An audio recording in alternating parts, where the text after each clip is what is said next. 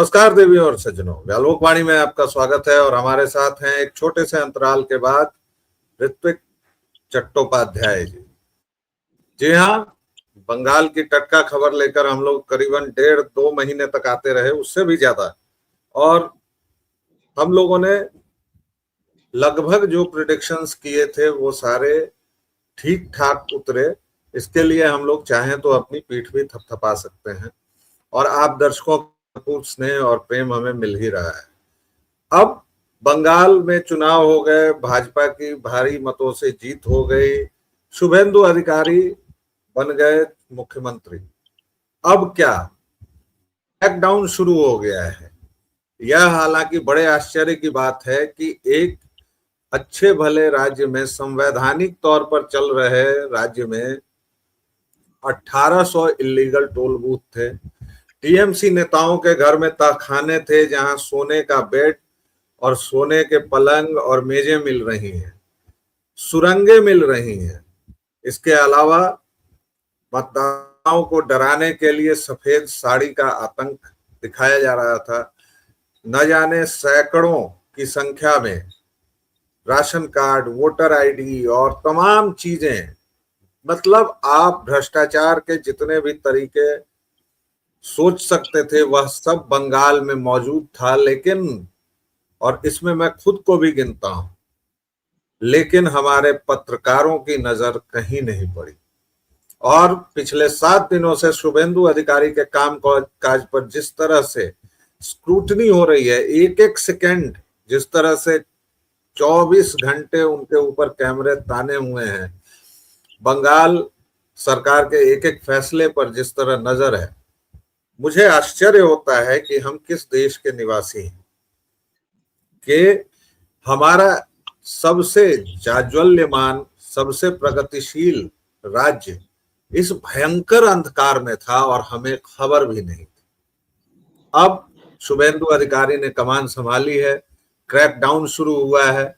उन्होंने एक साथ कहा है कि सारे 2021 में पोस्ट पोल वायलेंस के जितने मामले थे, जितने भी इलीगल आर्म्स के मामले थे, उन सबको फिर से खोला जाए, फिर से नई एफआईआर्स हो। मैं आपको केवल 2-3 बड़े बड़े मामले बता देता हूं। इसके साथ ही उन्होंने ये भी कहा है कि लॉ एंड ऑर्डर पर किसी भी तरह की कॉम्प्रोमाइज बर्दाश्त नहीं की जाएगी। और इसके साथ ही उन्होंने डीजीपी से लेकर सारे जिलों के पुलिस अधिकारियों के साथ मीटिंग की, स्टैंडर्ड ऑपरेटिंग प्रोसीजर इशू किया गया। सारे टोल बूथ जो लूट के अड्डे थे उनको ध्वस्त करने का आदेश किया गया है। इलीगल इंक्रोचमेंट्स हटाए जा रहे हैं कोलकाता में। और इतना ही नहीं, नमाज सड़क पर पढ़नी बंद हो गई है। जो बांग्लादेशी घुसपैठियों ने कोलकाता और बर्धमान रेलवे स्टेशन पर, अभी मैंने 2 ही जगह की तस्वीरें और वीडियोस देखे हैं, उन सबको हटा दिया गया है। इसके साथ ही बीएसएफ को कहा गया कि आप 45 दिनों के अंदर जमीन लीजिए और फेंसिंग का काम कीजिए। एक और आश्चर्यजनक बात आपको बताऊं कि सबुज साथी की योजना थी बंगाल में, जिसमें बच्चियों को, पढ़ने वाली बच्चियों को कथित तौर पर साइकिलें दी जाती थी। लेकिन जानते हैं वो कहाँ मिलती थी? बांग्लादेश के रेलवे स्टेशन पर एकदम नई नकोर साइकिलें पहुंच जाती थी। इन सब पर हम बात करेंगे, लेकिन सबसे जानते हैं ऋतिक दा से कि दादा आगे की कुछ खबर और कुछ विश्लेषण। Over to you please. सबसे पहले आपके प्यारे प्यारे दर्शकों को जय श्री राम। आपको भी जय श्री राम, वंदे मातरम, हर हर महादेव। और बंगाल की सुपुनीत भूमि की हम बात कर रहे हैं तो जय जय माँ काली। आपको पता है, मैं आपको शनै शनै बताऊंगा जिन लोगों के साथ अब मैं काम कर रहा हूं। मैं यूं ही नहीं कहता हूं कि इस देश का बेड़ा गर्क करने में हमारे बाप दादा, मैं लिटरल नहीं बोल रहा हूं, हमारे बाप दादों का हाथ है, मैं ऐसे बोल। जिन लोगों ने देश का बंटवारा करवाया वो कौन लोग थे सबको पता है। उसके अलावा उनके साथ क्या वो हिंदू धिम्मी नहीं शामिल थे जो जिन्होंने अपने स्वार्थ और अपने मफाद को पूरा करने के लिए, साधने के लिए देश के टुकड़े करवा दिए, मां भारती के 2 टुकड़े करवा दिए। ऐसे लोगों के साथ मैं काम कर रहा हूं। मैं अब हमेशा आपको तो सब चीजें ब्रीफ करता हूं, ऑफ कैमरा बात होती है, बहुत जल्दी मैं उग्र हो जाता हूं। तो आपने मुझसे कहा था कि ऋतिक भाई ऐसे लोगों के साथ काम भी कीजिए, लेकिन हमजा अली मजारी बनकर काम कीजिए, कि बाद में जब इनकी पोल पट्टी खुले तो ये कहीं पे मुंह दिखाने के लायक ना। तो जिन लोगों के साथ मैं काम कर रहा हूँ वो बहुत साल ऐसे बहुत से लोग हैं जो 80-85 साल के हो रहे हैं, लेकिन शर्म इनको नहीं आती, बड़े बड़े ओहदों पे रहे और बड़े बड़े इनके इनके अपने मकान हैं, वहां बंगाल में भी है, इधर मुंबई में भी, हर जगह है। कैसे बनाया इन लोगों ने? कोई इनकम टैक्स ऑफिसर था, कोई इनकम टैक्स कमिश्नर था, कोई कोई मतलब आईपीएस था, कोई आईएएस था। आप सोच लीजिए उस जमाने में क्या घूसखोरी चलती थी। पीपल ये क्या कहते, रिफॉर्म नेशन नाम की किताब आई थी। वो किताब अगर कोई पढ़ ले तो पता चल जाएगा कि लाइसेंस कोटा राज के टाइम पे किस तरह से महकमों में घूसखोरी का काला मतलब वो चलता था, कारोबार चलता था। और ये आज जब चारों तरफ भगवा हो रहा है तो ये लोग किताबें लिख रहे हैं। ये 15 साल पहले मेरे से कोई कह रहा था, 85 साल की उम्र, मैंने उनसे कोई बहस नहीं की, मैं हंस के मैंने टाल दिया। 15 साल पहले ऋतिक तुमने सुना था सनातन सनातन? मतलब सनातन तो मेरे पिताजी भी कहते थे आदि अनादिकाल से। 15 साल के? नहीं, ये 15 साल में है। इतना भयानक मेल्ट डाउन हो रहा है इन लोगों का। मेरे अपने रिश्तेदारों में भी बहुत सारे, मेरे अपने रिश्तेदार में चाचा ताऊ में ऐसे लोग हैं, और इन लोगों के मेरे दोस्तों में जान पहचान, इतना भयानक मेल्ट डाउन हो रहा है इन लोगों को। आपको बताऊं वो जेम्स रॉय, उसने क्या लिखा है जब से भारतीय जनता पार्टी जीती है? The last Bastian of feminism has fallen. अरे बेवकूफ इंसान, तुम लोग जिस फेमिनिज्म की परिभाषा देते हो ना, वो फेमिनिज्म भारतीय संस्कृति के हिसाब से है ही नहीं जी। एक प्रोफेसर हुआ करता है, आप बात में जोड़ दूं दर्शकों के लिए, गर्ग चटर्जी। और मैं आपको बताऊं कि जब जेएनयू में हम लोग पढ़ते थे तो इंडियन स्टैटिस्टिकल इंस्टीट्यूट को, मतलब उसका नाम इतने आदर से लिया जाता था कि वहां पढ़ने वाला व्यक्ति मानव नहीं है, मानवेतर है। और वहां का प्रोफेसर, और वो गर्ग चटर्जी किन चीजों में लिप्त था वो सब हम लोगों के सामने अब खुल के आया है। तो इतिहास पर न जाएंगे, अभी हम लोग इस पर फोकस करेंगे कि शुभेंदु अधिकारी के बनने के बाद क्या क्या परिवर्तन आए हैं। जैसे मवेशियों की तस्करी रोक दी गई है और अब जनता उनसे खुद हिसाब ले रही है। दर्शकों को एक छोटा सा वीडियो दिखाना चाहता हूं।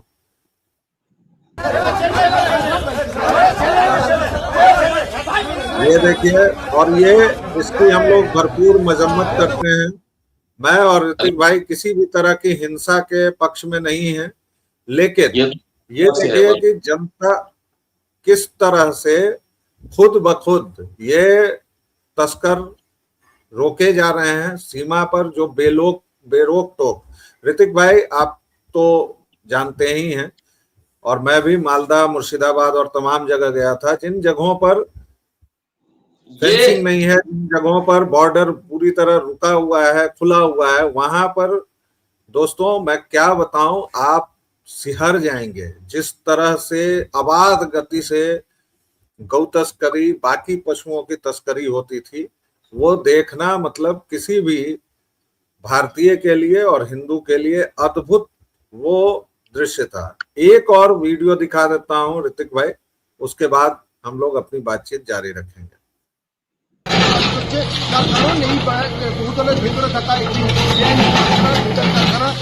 इसके बारे में ऋतिक भाई विशेष जानकारी देंगे, लेकिन मैं केवल एक क्लू देता हूं। यहीं आग लगी थी और यहाँ की सारी इलीगल इंक्रोचमेंट्स को अब हटाया जा रहा है। ये चुनाव के बीच में भी ये जगह बहुत समाचारों में आई थी, सुर्खियों में रही थी। और अब ऋतिक भाई, इससे ज्यादा मैं बोलूंगा तो जनता कहेगी कि आप तो ऋतिक भाई को बोलने ही नहीं देते हैं, इसलिए ओवर टू यू। ये तो साउथ कोलकाता का तिलजला है, वहां पर वो पूरा का पूरा मुस्लिम डोमिनेटेड एरिया है। तो वहां पर अब बुलडोजर चल रहा है और सारे इलीगल स्ट्रक्चर्स जो हैं उनको गिराए जा रहे हैं। और जो आपने वो दिखाया जहां पे गौ तस्करों को मार रहे थे, वो है काटवा। काटवा है बर्धमान डिस्ट्रिक्ट में, एकदम भागीरथी नदी है और बहुत चौड़ा उसका पार्ट है। तो उस तरफ आप समझ लीजिए कैसे लोग घुसते हैं अंदर, या छोटा सा बोट ले लेंगे या नाव ले लेंगे, उसमें बैठ के आ जाते हैं। तो अब जो है मेरा मशवरा ये है, और जिस तरह से, अच्छा एक और चीज मैं आपको बता, ममता बनर्जी जो ममता बनर्जी नहीं है, बानो है, ये इस बात की पुष्टि हो गई है, क्योंकि बहुत बड़े राजदूत दीपक वोरा साहब ने, वो कोई छोटी मोटी हस्ती नहीं, उन्होंने खुलासा किया है कि इसके, ये जो सारे 1.5 फुट के मौलाना जो बांग्लादेश में निकल के बोल रहे हैं कि हम क्या कहते हैं हमला कर देंगे, ये कर देंगे, वो कर देंगे, ये क्यों बोल रहे हैं? क्योंकि इसकी और मोहम्मद यूनिस के बीच में ये बात समझौता हो चुका था कि अगर हम जीत गए तो हम भारत से अलग हो जाएंगे, जो हम बात बार बार कहते हैं। कल इस चीज को सतीश चंद्र मिश्र जी ने भी इस बात को की पुष्टि की मनीष ठाकुर शो पे, कि हम अलग हो जाएंगे, तुम बन जाना राष्ट्रपति, यूनुस को बोला, और मैं बन जाऊंगी प्रधानमंत्री। ये इसके इसके इरादे थे। दूसरा, पिछले 3 दिन के अंदर 6 कंगलुओं को बीएसएफ ने 72 लोगों के पास भेजा है, और एक को ऐसे ऐसे वीडियो वो मैं डाउनलोड करना भूल गया था, एक को ऐसे ऐसे बुला रहे थे बंदूक लेके, तो वो अपने भाषा में, बांगाल भाषा में बोल रहा है कि वो ये मुझे इसके इरादे सही नहीं लग रहे हैं, ये मुझे ऐसे ऐसे बुला रहा है, लगता है मुझे गोली मार देगा, वहां से भाग गया। तो आप ये समझ लीजिए कि ये सब कुछ खुल चुका है इनका। और मैं जो प्रणब जेम्स राय और इन लोगों की आपको बात बता रहा हूं, ये सारी चीजें खुल रही हैं अब इनका मेल्ट डाउन दिखाई दे रहा है। बहुत सारे लोगों को मैं बोलते हुए देख रहा हूं, अरे यार तो क्या हो गया, देखिए सुनिए इन लोगों की बातें, हिंदू है वो लोग। अरे कैसे आप यार लोगों को बांग्लादेश से आने के लिए रोक दोगे? वो पैक्ट था और ये था। मैंने कहा कि इन लोगों से बहस करने की कोई आवश्यकता नहीं है। इनको लगता है कि वो जो मॉडर्न ईस्ट इंडिया कंपनी बनी हुई जो पार्टी है उसको वोट दे देंगे तो ये तर जाएंगे। वो ये नहीं देखेगा कि उसको हिंदुओं ने वोट दिया है, वो हिंदुओं को काटेगा, जिस तरह से केरल में चल रहा है। इसको इन लोगों को समझ में नहीं आ रहा है ना, हम किस तरह से बचे हैं बंगाल में, ये समझ में नहीं आ रहा है इन लोगों को, इन लफंगों को। और अगर समझ में आ भी रहा है तो नहीं बोलेंगे, क्योंकि एक सब बेईमान चोर लोग है ना। आज आप देखिए वहां की जनता जो है, लगभग 70% जनता जो है भारतवर्ष की, कितनी खुश है। और मैं एक हिदायत दे देता हूं, ये जितने खैराती पत्रकार है, वो न्यूज पिंच और वो अब, और वो माहौल बनाने वाला, अब दोबारा जाना नहीं बंगाल में, क्योंकि पब्लिक खुल चुकी है। तुम लोग जो काम करते हो, जो ये क्या कहते हैं लोगों को भड़काने का काम करते हो, वो ठीक है उत्तर प्रदेश में कर लो, या तुम उत्तर प्रदेश में तो खैर कर नहीं पाओगे, थोड़ा बहुत कर लो, दिल्ली में कर लो, कहीं और कर लो, राजस्थान में कर लो, बंगाल में मत करना, क्योंकि बंगाल के लोगों का मैं चाल चरित्र जानता हूं। अगर वहां पर जाकर भड़काने की कोशिश करोगे तो बहुत मारेंगे तुम लोग, क्योंकि वहां की पब्लिक खुल चुकी है। कृपया करके बंगाल से दूर रहना, और खासकर वो योगेंद्र यादव टाइप के लोगों से तो और ज्यादा बोल दूंगा। धोबी घाट में, सलीम हाँ वही यादव। सलीम, हाँ उस जैसे धोबी घाट में कपड़े, मतलब ऐसे, मतलब पटक पटक के धोए जाते हैं, वैसे तुम लोग को धोएंगे वो लोग। जाना नहीं हुआ गलती से भी कोई, क्योंकि पुलिस के आने से पहले ही पब्लिक धो रही है। और कल की बात है, ये तोलामूल के गुंडे जबरदस्ती वो उधर हावड़ा से लेकर वो उधर वाला, वो जो कॉलेज स्ट्रीट वाला जो इलाका ना, वो हुगली वाला साइड से उधर जाते हैं हम लोग, तो वो कॉलेज स्ट्रीट और बड़ा बाजार वाले इलाके में लोग बदतमीजी कर रहे थे। पुलिस ने ऐसा धोया, मार मार के रुई बना दी इनकी। शुभेंदु अधिकारी ने एक चीज और कही है कि 7वां पे कमीशन, वो क्या कहते हैं, पे कमीशन लगा दूंगा। जितने सरकारी कर्मचारी के राज्य सरकार के, सब मुरीद हो गए शुभेंदु अधिकारी, और धो रहे हैं इन लोगों को।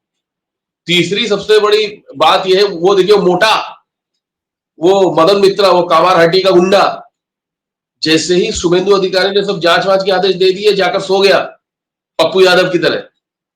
इनकी भी पार्टी में पप्पू यादव से भी मोटे मोटे हैं गुंडे, जब ये सब बाहर आएंगे। और बहुत सारे राष्ट्रवादी हैं, पता नहीं किस किस लेवल के राष्ट्रवादी, वो कह रहे हैं कि भैया वो अनुव्रत मंडल जो गाय की तस्करी करता था, वो काली भक्त है, उनको बीजेपी में आ जाना चाहिए। तो बोल रहा हूँ यार, ये लोग कौन सी मिट्टी के बने हैं यार? गौ तस्करी करने वाला आदमी, वो कहावत है भूत के मुंह से राम नाम, अगर काली भक्त है तो गौ की तस्करी करेगा क्या? ऐसे आदमी को बीजेपी को लेना चाहिए। और बंगाल की बीजेपी बहुत सही काम कर रही है। उसने ये लागू किया, कल भी उसने नोटिस किया है, जारी किया है कि हमारे अंदर जो लोग आ रहे हैं भगवा पहन के, उन सब लोगों की जांच की जाएगी और सबको हटाया जाएगा। ये बहुत अच्छी बात है।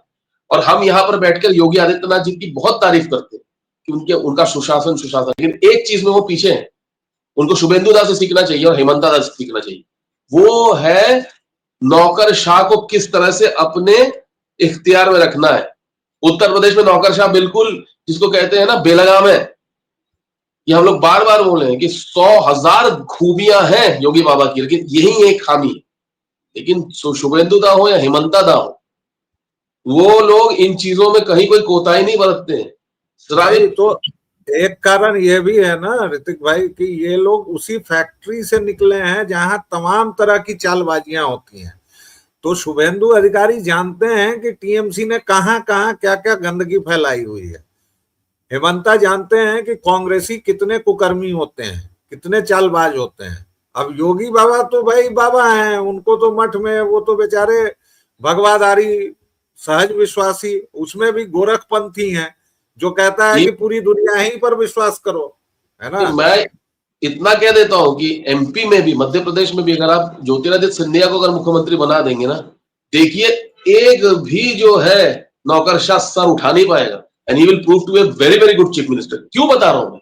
इवन मोदी जी के साथ में देख लिए, नीट वाला छोड़ दीजिए, मोदी जी के साथ वो धर्मेंद्र प्रधान खुद मुख्यमंत्री नहीं बन पाए इसलिए सब चीजें कर रहा है, कुछ बोल ही नहीं रहा है, वो तो निकम्मा आदमी है।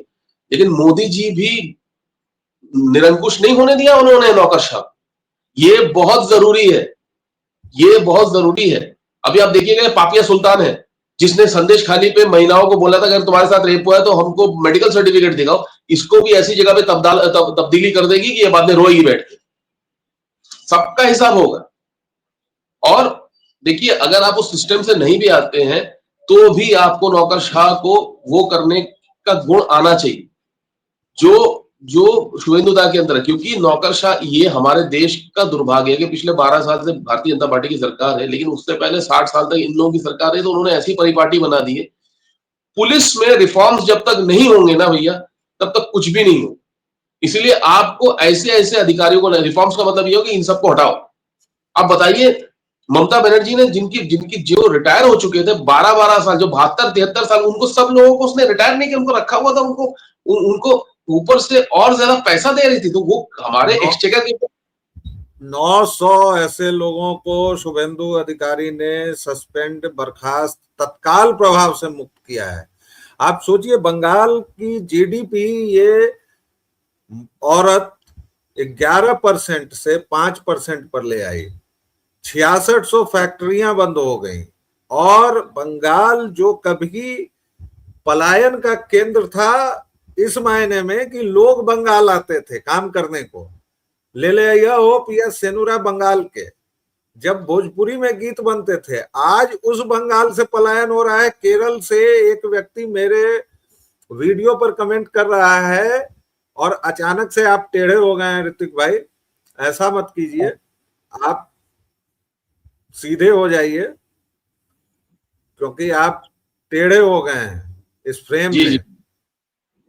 तो आप थोड़ा अपने आप को सीधा कीजिए, इतने उत्तेजित ना हो जाइए कि हमारे दर्शक कहें। और मुझे लगता है कि ऋतिक भाई के यहाँ कुछ तकनीकी खराबी थी। और वो बंगाल, आज प्रारब्ध के एक वीडियो पर केरल से कमेंट आता है कि बंगाल के लोग मजदूर लौटे नहीं हैं और केरल में ये बहुत बड़ी दिक्कत होने वाली है। केरल पर अलग से बात करेंगे। ऋतिक भाई आपके कंक्लूडिंग रिमार्क्स और फिर इस वीडियो को हम लोग यहीं बंद करेंगे जी।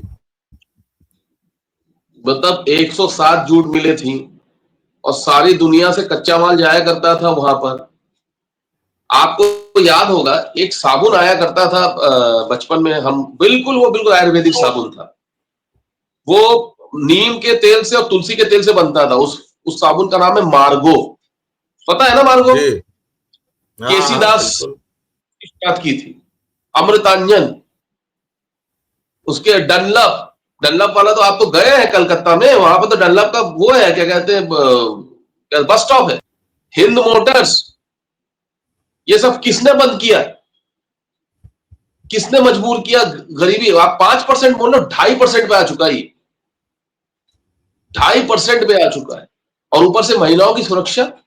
आप तो खुद वहां पार्क स्ट्रीट में, पार्क सर्कस में घूम रहे थे, आपने देखा कि खंभों पे वो हैंडविल चिपके हुए हैं। पार्क स्ट्रीट में जो एक महिला के साथ जो बलात्कार होता है, वो क्रिश्चियन थी, मैं नाम नहीं बताऊंगा उनका। ये इनके घोष दोस्तीदार करके कोई लीडर है, वो क्या बोल रही थी 2012 में? ममता बनर्जी जो बोली सो बोली, क्या बोल रही थी वो? कि ये उनके क्लाइंट, उस लड़की के क्लाइंट होंगे। ममता बनर्जी बोल रही थी ये जो प्रदर्शन कर रहे हैं सारे के सारे वामपंथी और बीजेपी के लोग हैं। कामधुनी में भी ऐसा हुआ, वो लड़की मारी गई, और जो जो वो जांच कर रही थी, सिंह मैडम बहुत अच्छा जांच कर रही, उनको उठा के उसने मतलब तब्दीली कर दी। उसके बाद आपके पॉन्जी स्कीम का पूरा वो बना हुआ है, क्या कहते हैं, केंद्र, नारोदा, शारोदा, रोज वैली। कितने छोटे छोटे इन्वेस्टर्स जिनके जिनके जिनके जिनके पैसे थे, 55,000 करोड़ से लेकर 33,000 करोड़ से लेकर 55,000 करोड़ रुपए इनके डूब गए। कितने लोगों ने आत्महत्या कर ली। उसके बाद भी इन लोगों को शर्म नहीं आती है। ये लोग तो सेक्स वर्कर से भी, मतलब जो वहां के जो सोनागाछी वहां से, उनसे पैसा लेते थे। मैंने एक वीडियो शेयर किया है, वो सुंदरबन का, उनका नाम है वो कुंतला सरकार। उनको जो राशन मिलता था, मतलब उससे 80 करोड़ राशन जो आ रहा है फ्री, उसमें से भी हिस्सा लेकर टीएमसी ऑफिस वालों को देना पड़ता था, वो बेचते थे उस राशन को। आप इनको कहेंगे ये इंसान थे? ये राक्षस है। और क्यों ना हो, इसलिए इसलिए क्योंकि ये सब निकले उसी उसी मैं गंगोत्री तो नहीं बोलूंगा, उसी उसी गंदली उस नाली से, जिसको बड़ी पार्टी कहते हैं, जो ईस्ट इंडिया कंपनी जहां से उपजी थी, जिसका अतपगला। और मैं अतपगला क्यों कहता हूं, क्योंकि गांव में आपने सुना होगा कि एक बार एक अतपगले के हाथ में, पूरा पागल जो होता है उसको किसी चीज की सुध नहीं रहती, एक अतपगले के हाथ में माचिस की डिबिया लग गई, तो सारा गांव उसके पीछे चलने लगा। बोले अरे अतपगले के हाथ में माचिस की डिबिया, आग लगा देगा, आग लगा देगा। अतपगले ने देखा, अच्छा मेरे पास माचिस है, मैं तो इसके घर में आग लगाऊं, उसके घर में। तो इसीलिए मैं बोलता हूं ये अतपगला है, आग लगाने के लिए तत्पर है मुझे। तो उसी में से ये लोग निकले हैं। ममता बनर्जी को आगे चलकर मैं राज्यसभा में नहीं देख रहा हूं जाते हुए, मैं उसको पागल खाने में ही देख रहा हूं जाते हुए। अभी वो बहुत चिल्ला रही थी अपने वही मंथरा और क्या कहते हैं सूर्पणखाओं पर, उन लोगों ने तो खाली नहीं किया। तो वो जो बेसुरा गायक है, जिसको 2 लात पड़ी तो आकर वो बीजेपी से टीएमसी में शामिल हो गया था, वो बोल रहा है, वो शायद बोल रहा है कि वो अपनी जगह छोड़ेगा। अब पता नहीं इन लोगों का क्या वो है, लेकिन बंगाल की जनता जाग चुकी है और इसे जागते ही रहना है। हमको अब सोना नहीं है, इवन 2029 के बाद भी नहीं सोना है, हमको और भी आगे जागना है, क्योंकि जब तक हम जागे रहेंगे तब तक ही देश सुरक्षित रहेगा। जब हम थोड़ा सा भी गफलत में आए, हमारी ऐसी तैसी हो जाएगी। तो बहुत ध्यान से रहने की जरूरत है, सावधान रहने की जरूरत है, बस इतना ही कहूंगा। और इन शब्दों के साथ मैं विराम दूंगा। जी हाँ, युद्धरत हैं हम, बीच युद्ध में हैं, और बीच युद्ध में न तो विचार गोष्ठी की जाती है, न अपने सेनापति पर। समझ रहे हैं ना दर्शकों क्या कह रहा हूं मैं? तो इसलिए अभी भी 3 मोर्चे ऐसे हैं जहां जीत बहुत आवश्यक है, जहां से भारत तोड़ने की शक्तियां दिन रात काम कर रही हैं। तमिलनाडु, केरल और पंजाब, ये 3 ऐसे मोर्चे हैं जो अगर फतह नहीं हुए तो फिर भारतवर्ष के लिए ये बहुत संघातक होगा। अभी के लिए इतना ही। व्यालोक वाणी को जिस तरह आप स्नेह और प्रेम देते रहे, प्लीज देते रहिए। हमें आपके स्नेह की वर्षा में भीगना बड़ा अच्छा लगता है साहब। और अभी के लिए इतना ही, फिर जल्द मिलेंगे एक छोटे से वीडियो के साथ। तब तक के लिए जय जय सिया राम। जय श्री राम।